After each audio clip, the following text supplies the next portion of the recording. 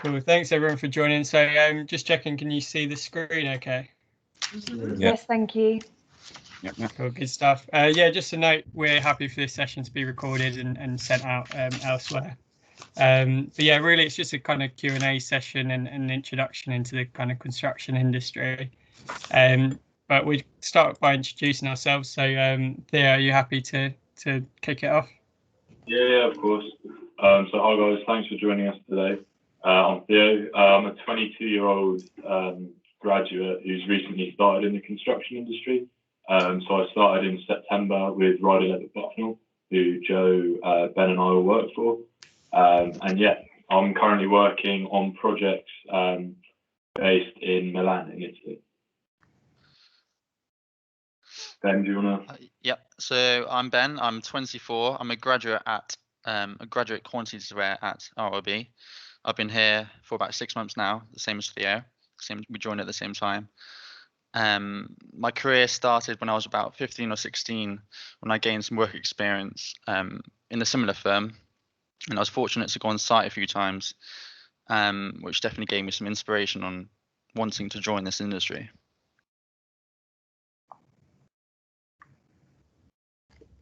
Good stuff. Cheers, Ben. So yeah, I'm Joe. I'm 23. All work at the same firm as obviously Theo and Ben. But I've been working there since September 2019, so about a year and a half. But I got into kind of quantity surveying, and obviously we'll talk about our role shortly.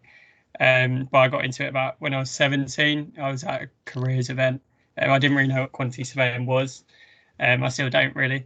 But yeah, essentially I spoke to a guy who introduced me to quantity surveying. I thought it sounded like quite a good idea. So I gained some work experience actually with a friend's dad who turned out to do the role. He's retired now, but I was with a firm in Croydon, and that sort of gave me a bit of a flavour of the role, and it was decided it was one I quite enjoyed. So then I could kind of assess my options really from then and pick the best route forward. But I knew I always liked construction. I think I've always been an architect when I was a teenager, but I'm not very good at drawing. So obviously I crossed that one off the list. But yeah, I found a role in construction that did suit me, and that's kind of what we're kind of talking to you today about, just all the different roles and kind of how there's different roles to suit different people and the various ways you can get into those roles. So yeah, the agenda really is to talk about that and the benefits of the construction industry. Obviously we'll discuss projects we've worked on, give you a bit of a sense of what we do, and just some case studies of different people we know and how they've got into the industry. Touch on health and safety, because obviously that's an important aspect of the role. If you decide you want to get onto site, there's just a few important things to know, and then obviously finish off with a Q&A. But I mean, with the Q&A, if you did want to ask questions throughout, feel free to, because it kind of helps it being a bit more interactive. So if you want to stop the slides at any point and ask a question, that's fine by us. But yeah, over to you again, Theo.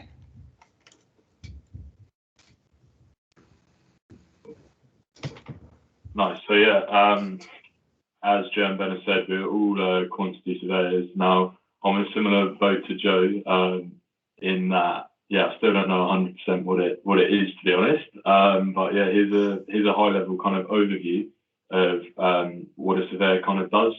So in short, basically, a surveyor is essentially a QS. Quantity surveyor is essentially the person who estimates the total cost of a project.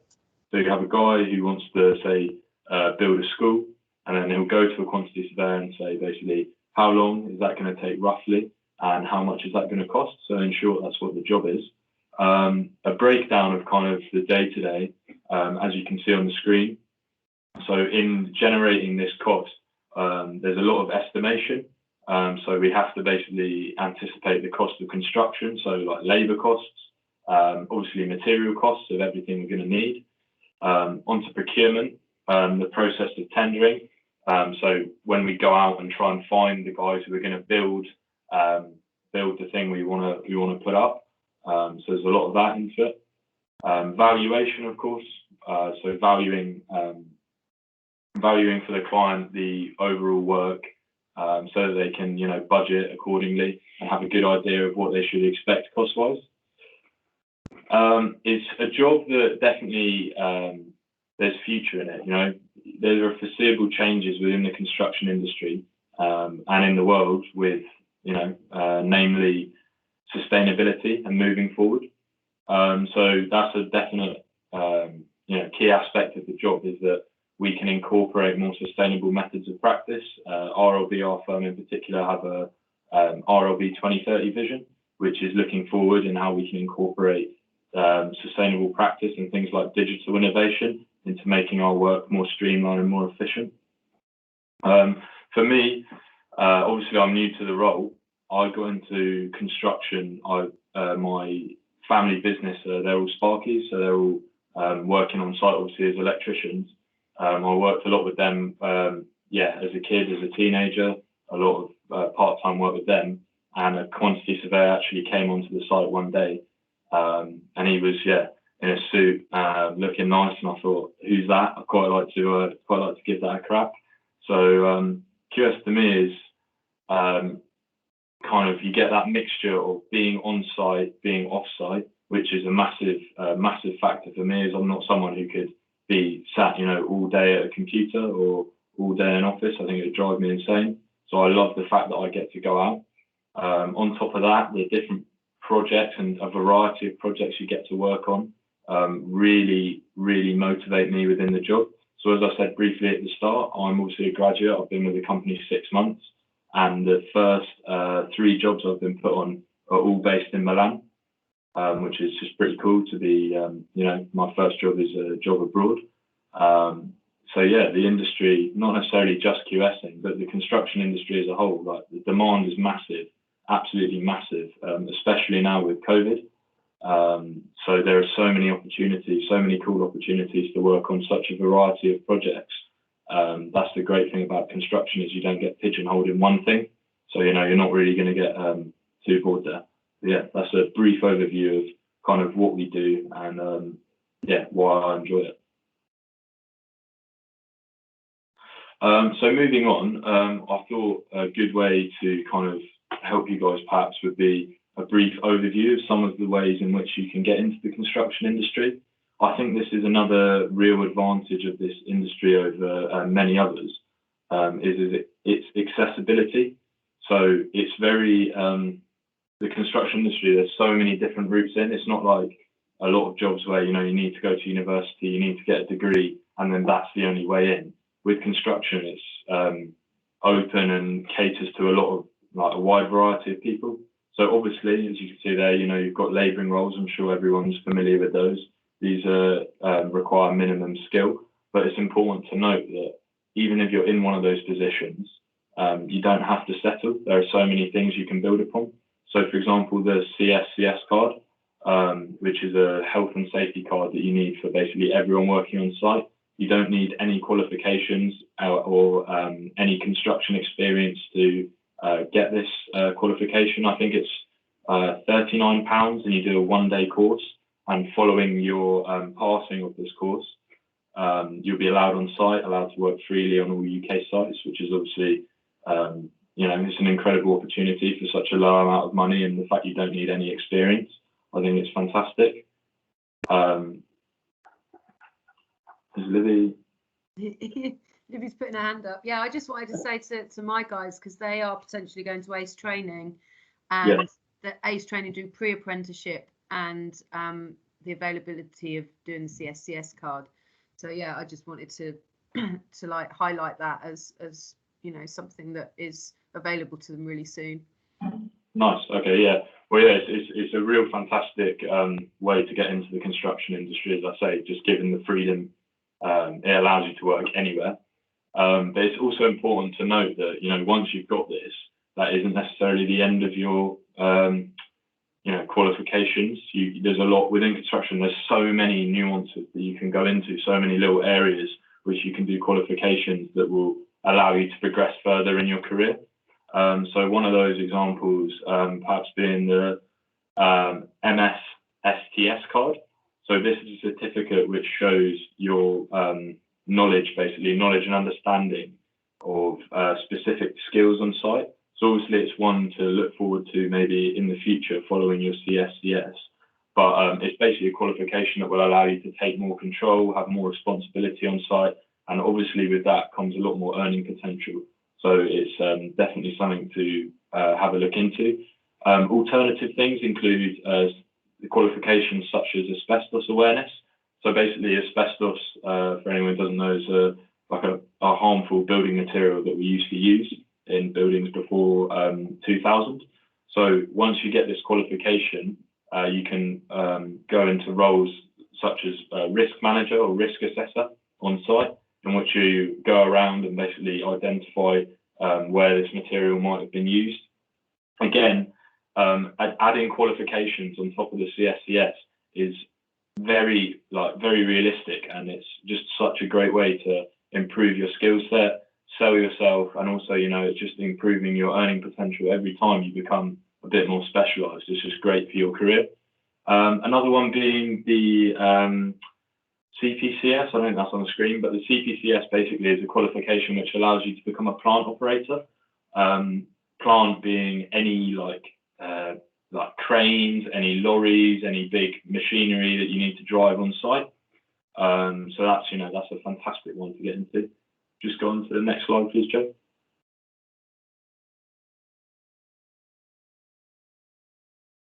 Cheers. So yeah, as I've kind of said, the career progression is fantastic. The UK construction industry is massive, as you can see on the screen, the stats there. So it's not like other sectors in which you may be, you know, constantly kind of stressing about looking for work or the demand for work. In light of, you know, the COVID situation, it's clear that our government has put a real focus on the construction sector. And, you know, this demand that is apparent and is going to happen is just leading to so many opportunities. As well with Brexit and the reduction of migrant workers, there's a huge opportunity for you young guys now to come into this industry and really take it by the scruff of the neck, regardless of, you know, your experience or whatever. Qualifications like the CSCS really open the door for you lot and allow you to sort of look forward in your career and target potential, you know, further qualifications and really move up the ladder. So some key trades you can see on the screen. I'm sure you're familiar with those, and likewise with the alternate roles. As I've kind of mentioned before on the previous slide, I just think it's important to kind of open your eyes to the real variety of roles and qualifications associated with those roles.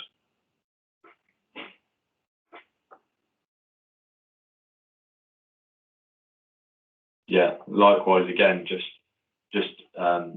I really want you guys to take away from this that you know, it's not just labouring, it's not just being a sparky. There are honestly so many options for you and so many ways in which that you can access these options.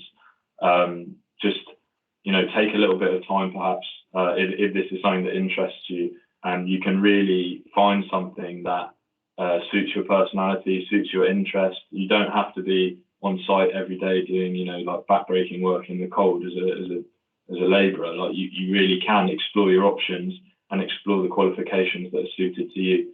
So I really think the sky is the limit with this industry, given the breadth in work and the breadth in qualifications that are available to you.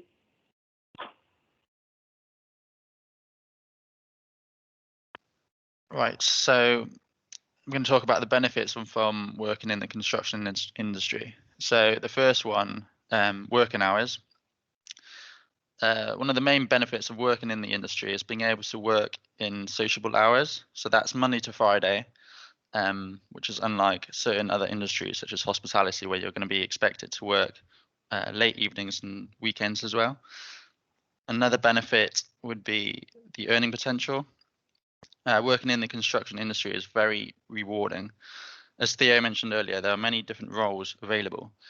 And later in this presentation, we're going to go into a bit more detail on these specific roles in terms of the earning potential. But for example, labourer, as a labourer, you could be on a wage of just over £9 an hour, which equates to around 20 grand a year. And after a few years of experience, this can go up to around 30 grand a year.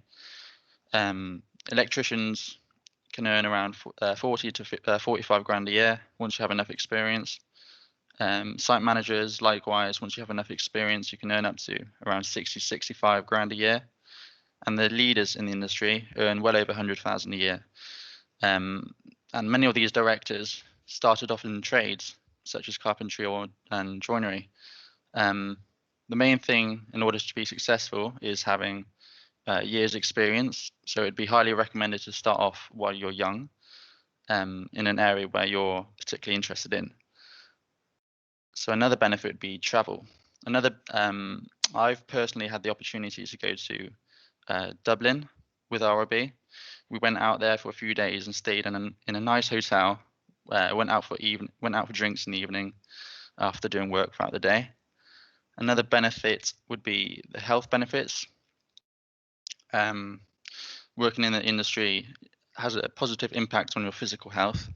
Being active on your feet all day will improve your overall health in terms of being able to walk around all site, being out in the fresh air as well, which might not be appealing to everyone, but certain people like this. Labourers will obviously be the most active out of all the roles. So yeah, if you're interested in becoming fit or maintaining your physical health, and construction industry is definitely the one. Later on in this presentation, in a bit more detail, we'll talk about the job security in the industry. The construction industry is definitely one of the safest industries to be in at the moment. As you know, Boris is pushing for construction to happen, and we've personally seen this encouragement at work. We've even been busier post-COVID than pre-COVID. So there's definitely not a shortage of any jobs available. That's it from me on this slide. So the sectors we work at RRB include aviation, convention and expedition centres, data centres, hotels and leisure, infrastructure, mixed use, sport, education and research, energy, healthcare, offices, public and civic, retail and residential. So at RRB, we do offer a wide range of different sectors that we're involved in.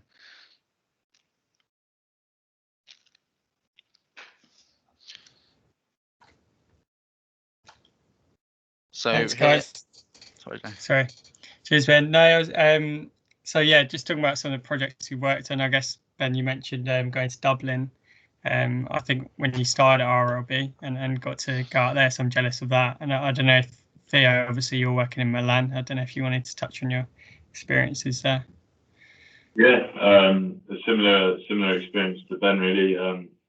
Yeah, within sort of a month or so of being with RRB, yeah, got the opportunity to go out to Milan. The site was a little bit the way outside of the city centre, but given the distance, we were out there from Wednesday to Friday, so it was really nice. You know, in the evenings, got to experience a little bit of the culture and have a little look around, and then obviously doing our work in the day. But yeah, no, I mean, obviously these are kind of, you know, the opportunity to work abroad or whatever isn't necessarily always an option straight away, but in construction, the variety of projects and the pace of projects means that you will be traveling around. You're never going to be, you know, going into the same office day after day. So that's definitely a huge draw of this industry, in my opinion. Good stuff. Yeah, I've not had quite the opportunity to travel as much as Ben and Theo, but it kind of depends what sector you work in. So obviously Ben touched on the sectors in the previous slide, but I'm sort of focused on commercial fit outs in London at the moment. So all my projects, I guess, are all just centered around where we work, so don't have to travel too far. But the good thing about it is I do get to quite iconic buildings. So ones I used to kind of look at and enjoy when I was younger, and now I kind of understand the workings of the building and how they operate a bit more, and quite regularly sort of go up them. So one project was the Gherkin, worked for a fit out there, which is about £40 million project. That's kind of level 42 of that. So yeah, enjoy being out that one. But as obviously Ben was mentioning in different sectors in the last slide, when I started at RRB, I was actually in the major project sector. But you can move around, obviously, depending on your interests. So if it's sport and things like that that interest you, then that's a good one to be involved in. But when I did start, I was involved in the Everton Stadium, which obviously is in construction at the moment. And that's going to be a fantastic stadium. But obviously then moved to commercial fit out. But yeah, it's an interesting one to be involved in. It's obviously built on the water, and usually, obviously, foundations have to be built through the ground. But as it's essentially floating, what they had to do was import kind of tons and tons of sand and build on top of that. So it's essentially kind of a floating stadium, which is quite cool. But yeah, I moved because I found those projects a bit kind of they last up to 5 to 10 years, and I quite liked more fast paced schemes, so moved into fit out. But it just shows any kind of what your interests are. You can model yourself around that, which is again one of the benefits of the industry. So yeah, I think Theo and Ben both just touched a little bit on COVID's effect on our industry. It's really just to say, obviously, looking at other sectors at the moment or other industries. I've got a friend she was an air hostess, had to be made redundant, unfortunately. It doesn't look like she'll be flying soon. Also, I have a mate in recruitment who's struggling for work at the moment because there's just less jobs flying about. But yeah, it's one of the rare or one of the few industries that's sort of continued throughout the whole pandemic. And yeah, it's just helpful it being so secure. I mean, there's a lot of furloughed people in the UK, which unfortunately can't be furloughed forever. But that we haven't seen that slow down necessarily in our industry, which is good. Obviously, Ben mentioned Boris earlier. He's quite from him there, just saying build, build, build, which is essentially what's happening. And there's some sectors like healthcare, a lot of money is being invested in that, and infrastructure as well. So depending on what sector you work in, it's a really secure time as ever to be involved in the industry. Theo also mentioned obviously the EU migrant workforce is kind of dropping the labour, especially in London actually, and also there's sort of an ageing population with practical skills. So there's whatever trade that might interest you, there's always work. There's a big need for work, really. So yeah, it's definitely a good one to get involved in. There's a little picture there, obviously, how we look at site at the moment with our face masks, but obviously it's not to say that we're not safe on site. You still get kind of temperature checked, and if there's ever an outbreak, then sites are shut straight away. But that obviously just brings us on to the health and safety aspect. So obviously, if you did decide you wanted to get on site, it is a really important point, health and safety.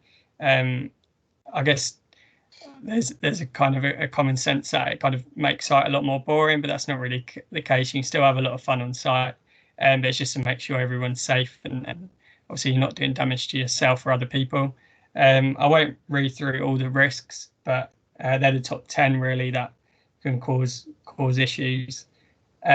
So working at heights, kind of an obvious one. Obviously, don't want to fall or drop objects.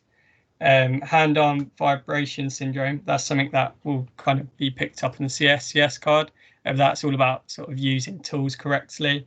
If you're sort of drilling and things like that, it's about making sure you're not holding it too tight and your hands are warm and things like that, because it seems minor, but it essentially causes long-term muscle damage in the hands. So that's obviously why this photo, that guy's wearing gloves. Asbestos is a key one, which I think Theo touched on.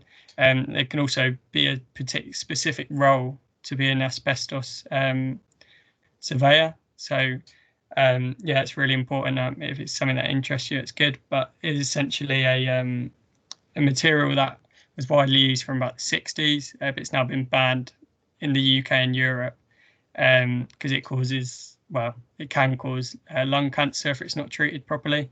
So it's things like that, just being aware of, and again, some of the CSCS card teaches you. But yeah, this gentleman in the picture there is kind of typically what we look when we walk around site,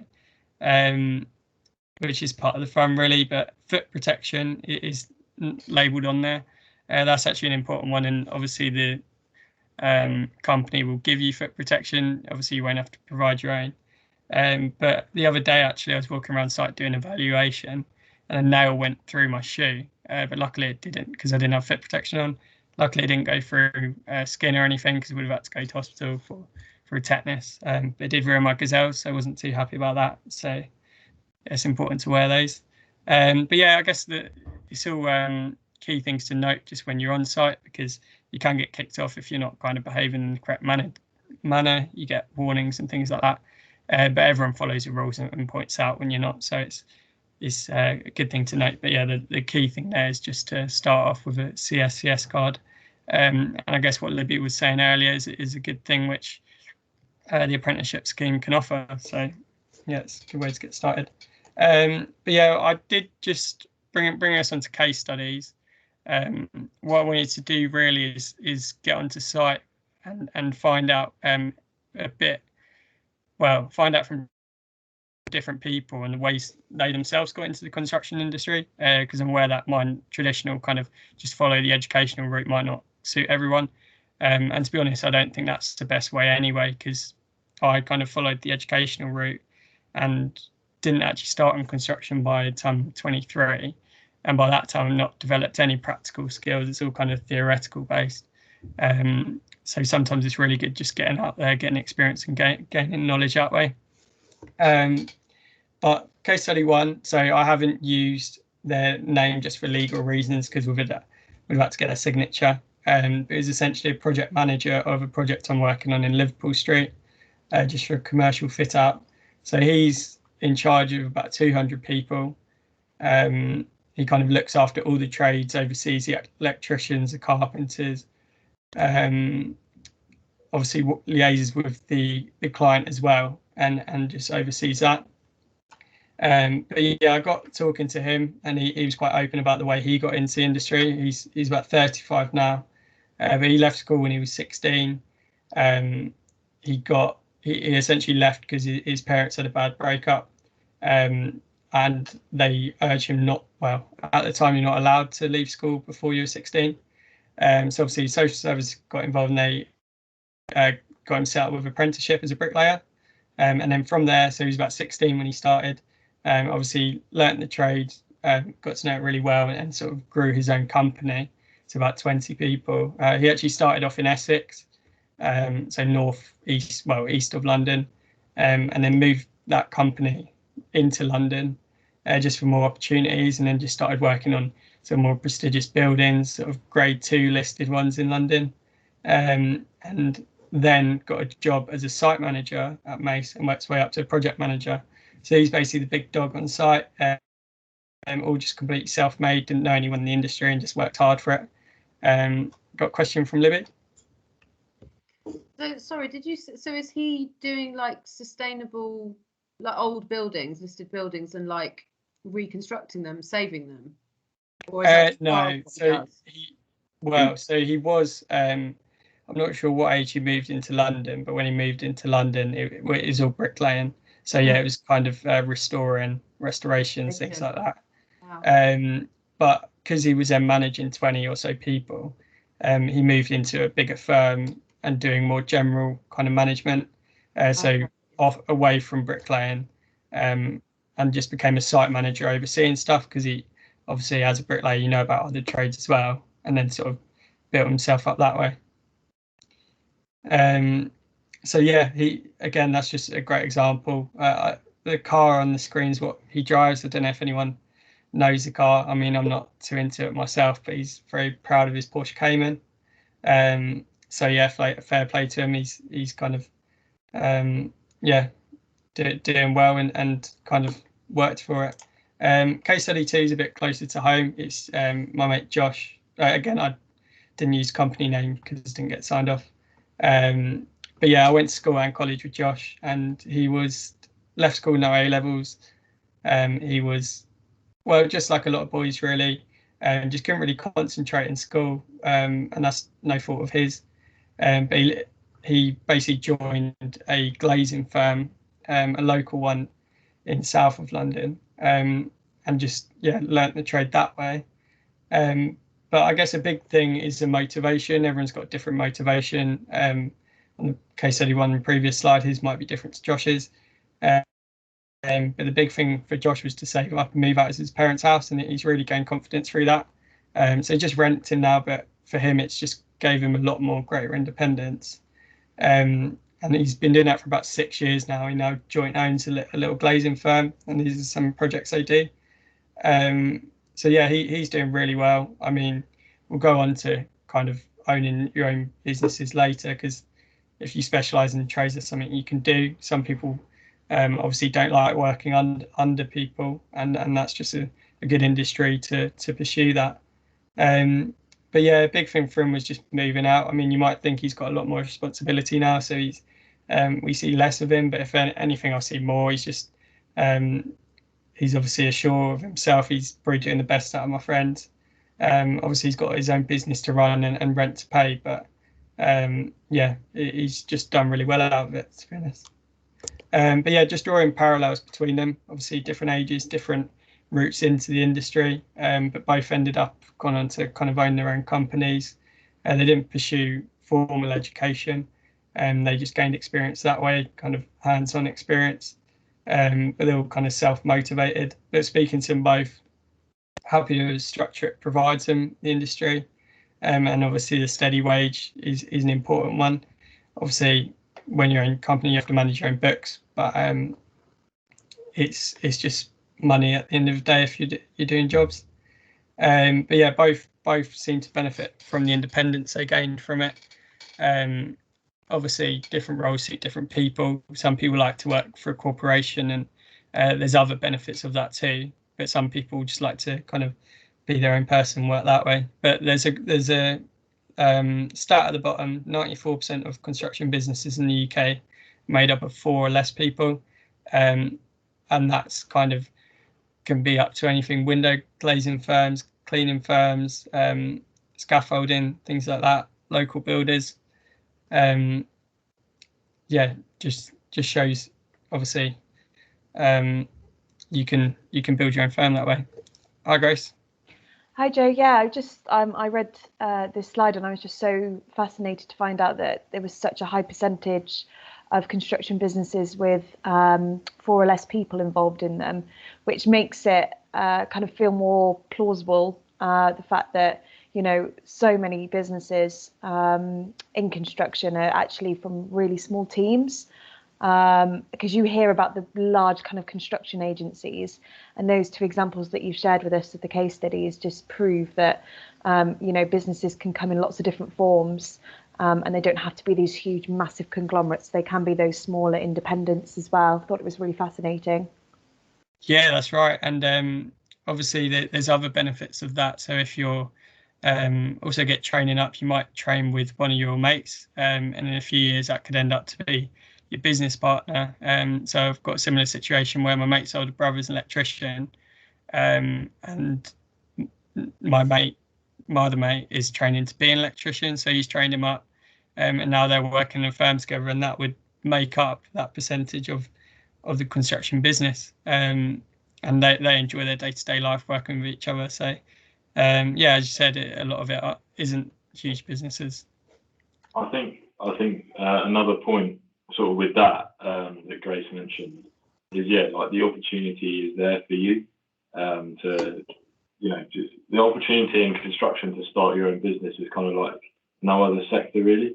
And obviously, even if that you don't have to do it, but if that is something you're interested in, you know, like dictating your own hours, dictating the projects you get to work on, as Joe said, potentially employing your friends, but even without that, it's just you know, taking responsibility and having something that is your own, that you can show as your own, which is so like feasible, so possible. I think is such a unique advantage of this sector, and it's such a great point that Joe's raised there. Definitely, thanks for that, Theo. So next slide. Next slide just touched on useful skills. So there's soft skills, hard skills, and transferable skills, which you're going to, and you don't have to attain all the skills to be able to be successful in construction. So some of the soft skills there, just communication. This can be doesn't have to be written, can be verbal if you're a confident speaker. Self-motivated leadership. Leadership can come within the trades. You can be a good leader on site or in an office environment. It's all transferable. But things like decisiveness, I'm probably the most indecisive person ever. So like I said, you don't have to have all these skills to kind of make it or be successful. And a lot of them are learnt when you're through experience anyway. So things like negotiation, I've not had any experience negotiating before you join the industry. It's just something you pick up. Again, a lot of the hard skills can be natural or picked up. Dexterity and hand-eye coordination, obviously good if you're helpful if you're using tools. A lot of construction, obviously, you have to be quite particular the way things are built, so that helps there. And same with physical strength and endurance. Will help if you're on site. I'm not naturally that physical anyway, so that's why I found a role that probably suited me, slightly more in the office. Things like memory, organisational skills as well. But all these skills are transferable whatever role you do. And yeah, I guess the key point from this slide is just to realise there will be a role that's kind of suitable for every type of person. We haven't even touched on things like design, which a lot of people enjoy doing, kind of the ideas of how things come together before it's actually manifested into the building. Yeah, and there's just such an array of roles really that will suit everyone's skills to their advantage. But yeah, is there anything, Ben or Theo, you wanted to add, or any questions?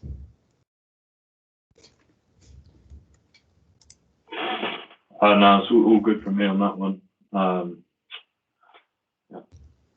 I just wanted to say I was just looking at all those skills, and my two guys that I'm working with, they could definitely tick off, half of those already with the work that they're doing with me. I can say, they're great at communicating and taking responsibility for the stuff they're doing, problem solving together, working with other people. And that they're both strong and good with their hands and eyes and stuff. So I think that's I'd like to stick that up on my wall for me, I think. No, definitely that's all you need, and then everything else you pick up just for experience. But yeah, if you've got that, then you're in a great starting place. And obviously you can begin by labouring, and then you go on further, people pick you up, and yeah, just it's endless really where it can take you.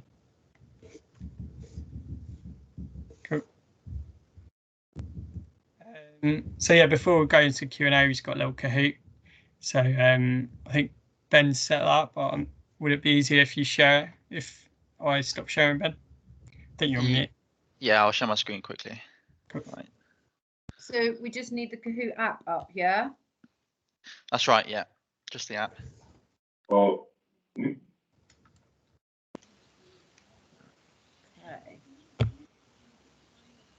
Can you do it on computer? I might do it on there. I think you can. Yeah, I'm just loading mine.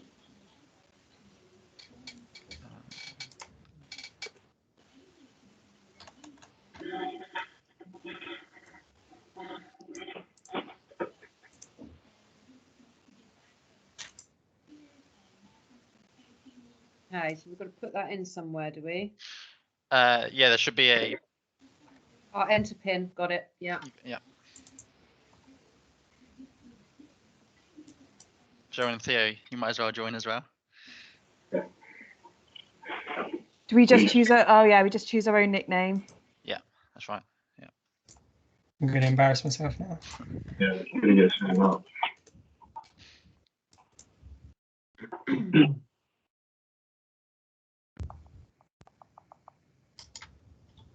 Oh my gosh. I'd put something cool now, Grace. Cool. I'm showing my age here, Libby. I don't know if groovy's been used in a while, but I'm bringing it back. A renaissance of the word groovy. Brilliant. Well done, Caden, Fred. Nice one. We've got new roots as well.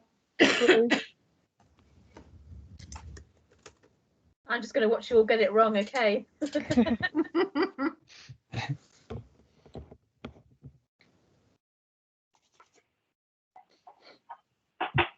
Are we waiting for any more? Is that it?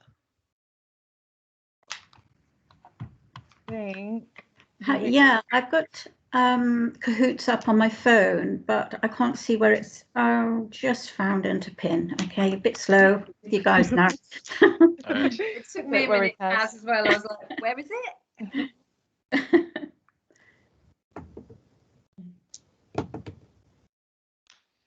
Kaz, you have to save me and do some kind of nickname. Yeah.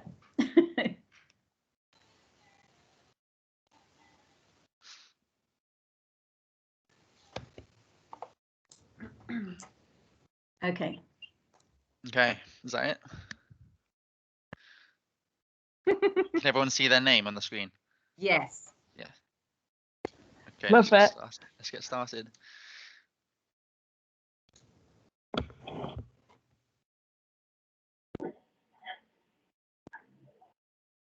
So the first question, what is the average salary for workers in the construction industry? You got 10 more seconds.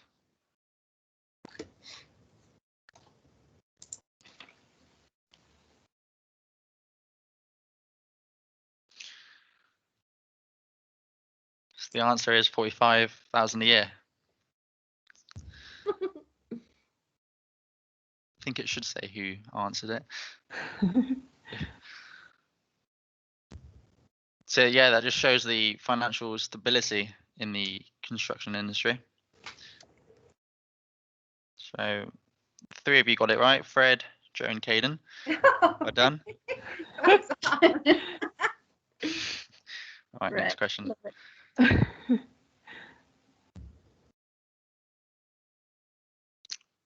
What is the average age of a construction worker? Average age. Interesting.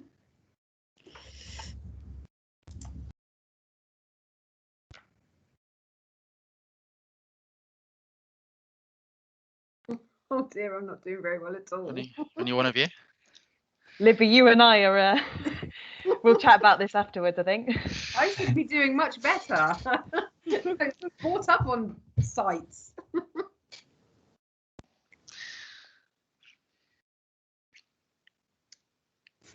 Next one. What percentage of the materials used in building the shard were made from recycled materials? Ooh. Oh, nice question. Some really quick answers. It's kind of going in seconds. It's amazing.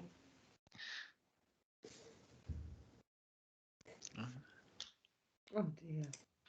95%. Wow, that's amazing. Yes. Did not know that. Fun fact of the day. That's really high, isn't it? Yeah, it's amazing. Yeah. Oh yeah. Woohoo! Finally. Spot the teacher. Yes, the teacher got it. Next one. What role in the industry interests you the most?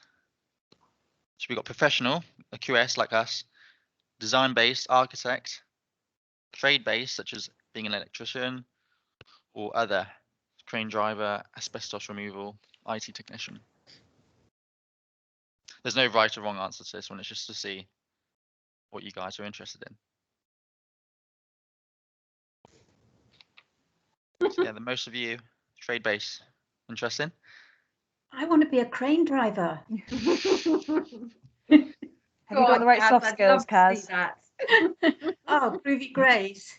Okay. Notice that me and Theo didn't put quantity surveying. I want to be an architect, but just can't drill. So how would you get started in working in the construction industry? Would you get work experience? Would you start an apprenticeship? Would you go to college? Or would you get on site and do some labouring? All of the above. Well, it's summer now, so I know which question I'm going to go for. Apprentices and labouring. Good answers. Interesting. I think there's a fire kind of symbol It next was to my name. Just saying. Yeah, that's the right answer for that one. Kaz, don't hate the player, hate the game. What sector would you be most interested in working in?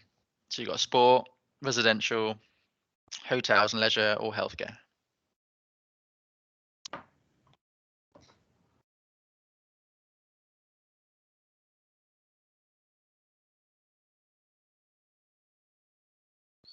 Sport. No surprise. I've got a good example of sport actually. There's a guy called Mark in our office, and it's quite common that you can kind of follow major sporting events if you get involved in sport and work there.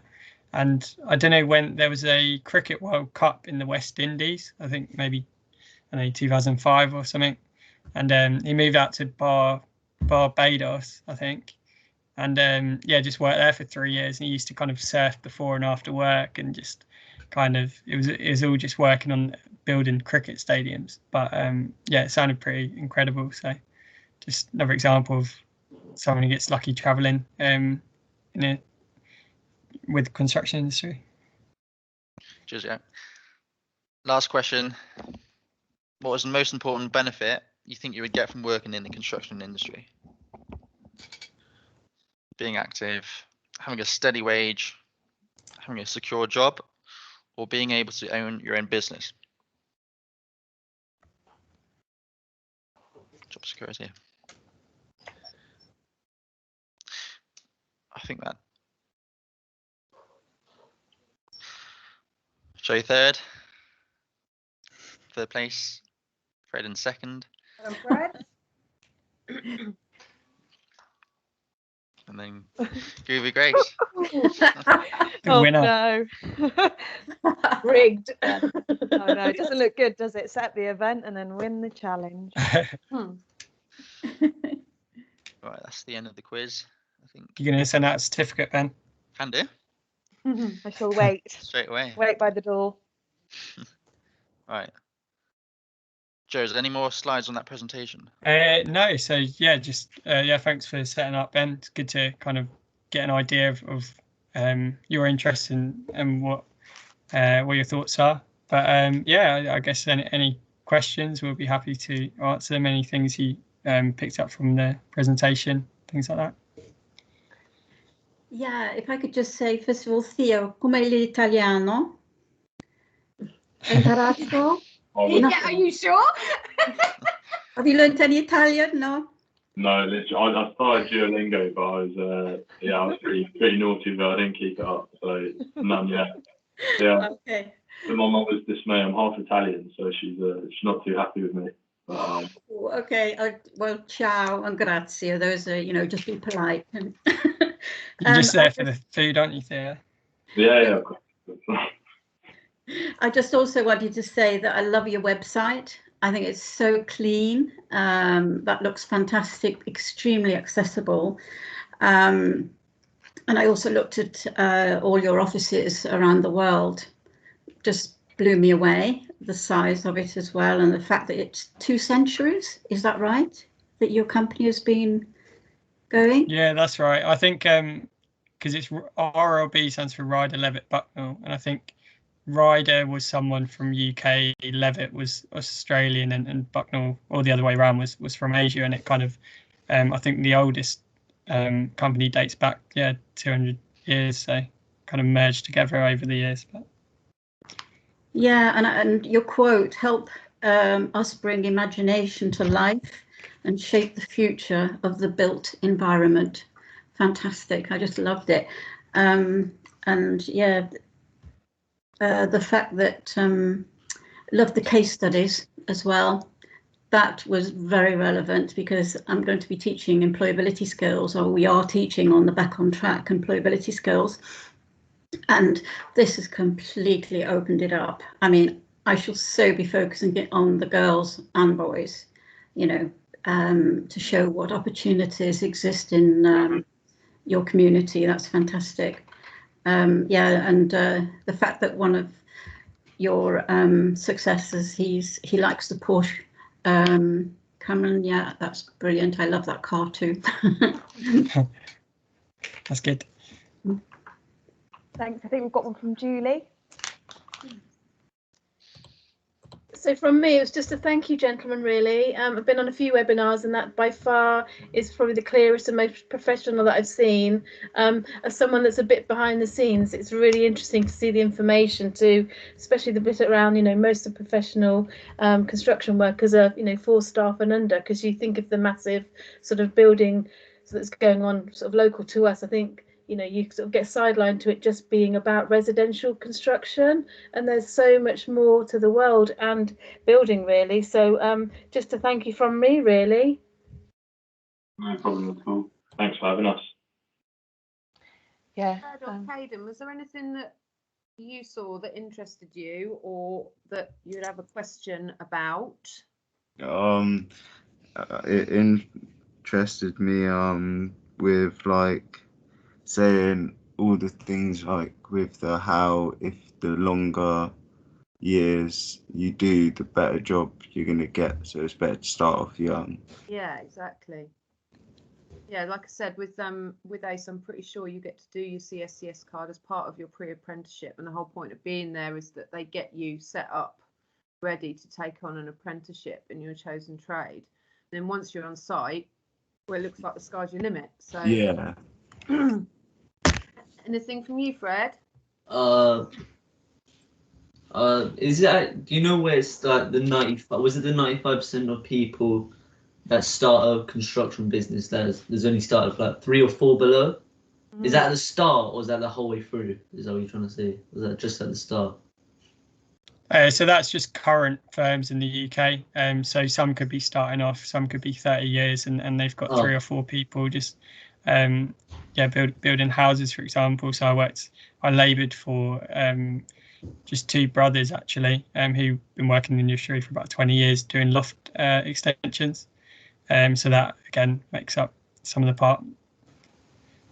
Yeah, my dad's been in construction since he was 17, and he's got his own firm, and then he's got guys that he has self-employed. So essentially it's just my dad, but then he's got guys that he's used for years and years and years. But he's, there's never more than 5 or 6 of them working on a site, and he sticks with the same guys.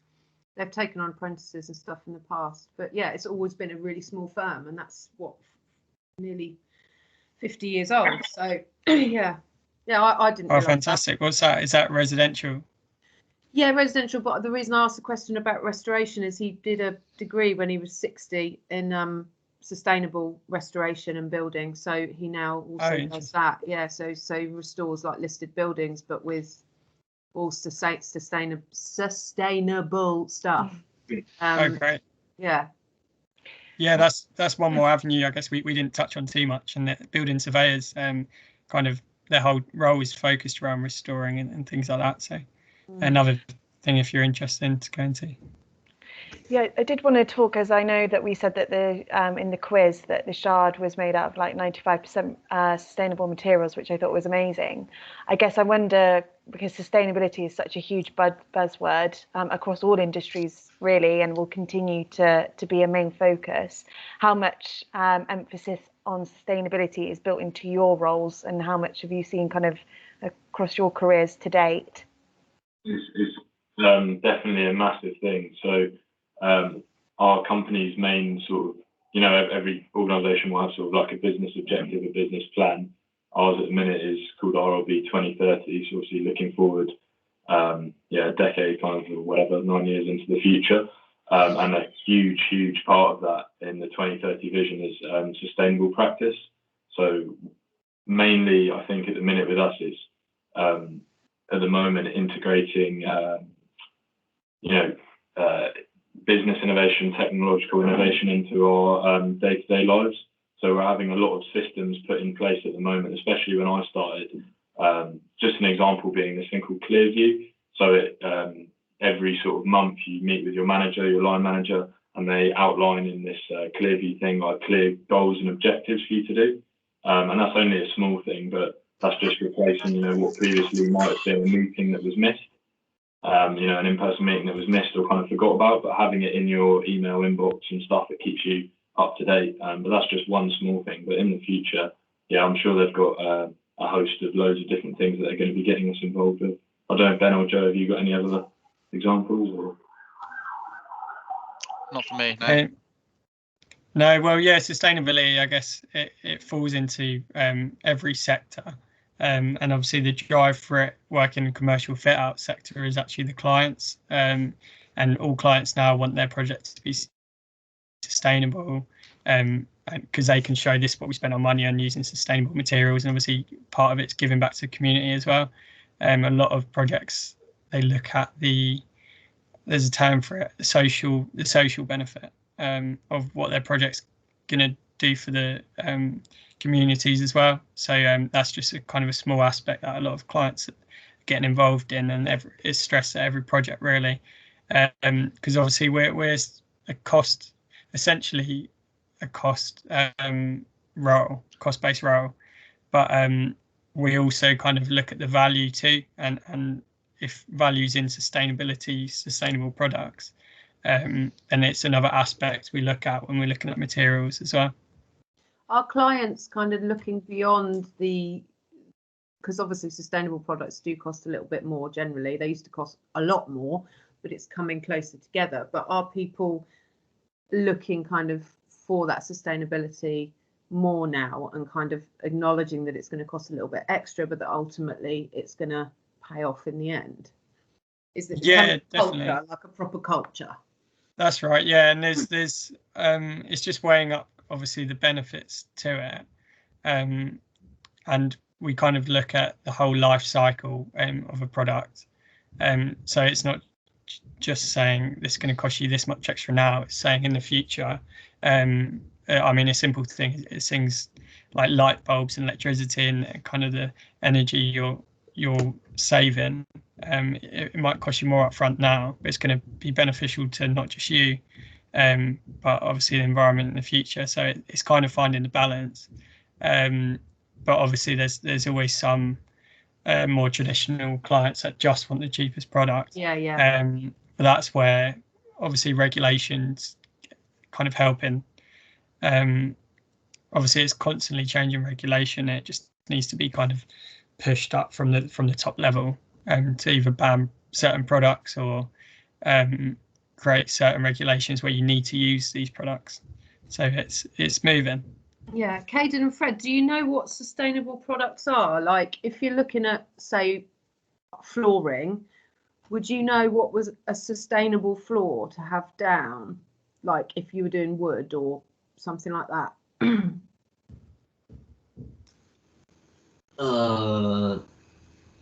Not really. What about you, Caden? Is he there? I hope you don't ask me. No, sorry. No, I just because something that came to my mind was something like bamboo, just so that you get an idea of what sustainability is. So bamboo grows really fast. It's really, really, really hard wearing and is being used a lot because it can be grown quickly and it's really hard wearing, and so people are using that for flooring and other things. But I just remember my dad using it as flooring, and it looks absolutely beautiful as well. So things like that are sustainable can be produced with, less gases, toxins, what have you. People are wanting to use for the safety and continuity of kind of the life of buildings and stuff. So yes, it's just a really valuable thing to learn about that side of things, I think. Definitely. There was a piece of research I was talking about on the weekend actually that was completely new to me and it fascinated me. But a lot of obviously structurally a lot of buildings and things are built out of steel, concrete, which isn't very sustainable. A lot of kind of CO2 goes into the air kind of producing it. But there was some research into using mycelium, which is basically mushrooms. And obviously it's kind of artificially can be built but can be grown quite quickly, and I know it has properties that make it really strong and rigid if it's kind of interweaved, and that's something that's being looked into, which I I just thought it was quite fascinating building out of mushrooms. Obviously, it doesn't look like that. And there's similar things with insulation, isn't there? So the stuff that goes between the walls, guys, when you're building your bricks, you have to have your insulation. And the stuff that's been going in there for years is horrible fiberglass that sticks in your skin, and it's absolutely vile to work with. But you can use wool now. You can use paper. I can't remember what you call it. Sawdust. No, but the other stuff that's hemp. There are so many different things now that are used. They are a little bit more expensive, but yeah. You're spot on. Well, it's also reusing old ones, so save money that way, and not letting materials go to waste. So it's always getting looked at. Yeah, so it should not only sustainable but also recycled materials. Yeah, really important. Quite common to have recycled newspaper as a source of insulation. That's a common construction method used nowadays. That's really interesting. Especially in the residential sector. Yeah, my father was a carpenter, and he used to be really against any of the chemical that was put in the cavities of the walls for insulation. He used to say that it foam stuff. Yeah, it stopped the building from breathing. It's to say to it. Yeah. Guys, that's would you agree that water is the enemy of all construction? If you've got a water leak, what's your views on that?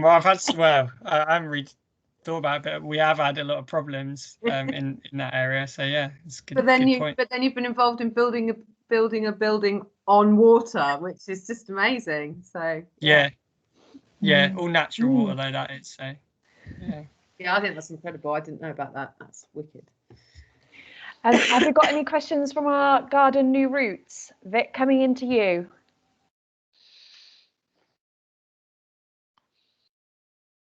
Vic? Hey guys. Oh, there we go.